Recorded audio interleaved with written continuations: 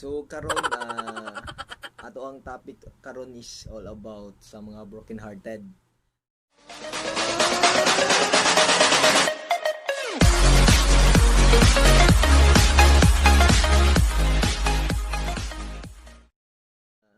Ato ang topic karon is all about sa mga broken hearted.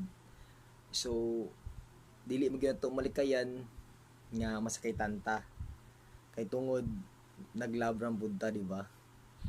Then atong i-share or akong i-share sa inyo ha ang mga kaagi sa mga broken hearted kay siguro dili ram pud siguro ako or kamo ang mga broken hearted. So kung once na mag-love kag sa katao, so dapat ma-accept nimo kung unsa ang tinuod. Kay kana biyang gugma, paasa pud biya na sila. Pero dawato na to ang kamatuoran kay ang pag-love man gud sa katao dapat man gud mag-care ka sa iya, i-love nimo siya.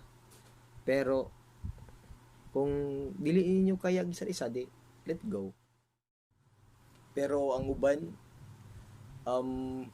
nagapakita lang sila og mga motibo sa iyang uyab or live-in partner kay naraday sila ginang habulon sa isa ka tao. So dili dapat ingon ana. So kung mag-love ka, dapat ipakita gid mo sa katao nga love gid mo siya.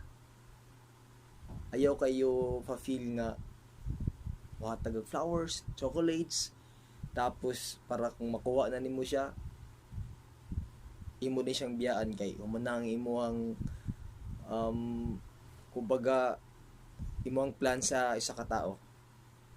So dapat ang love dili nato siya binuangan kay kita biya tanan natay kanya-kanyang kasing-kasing sumasakitan pud ta. So kato lang guys.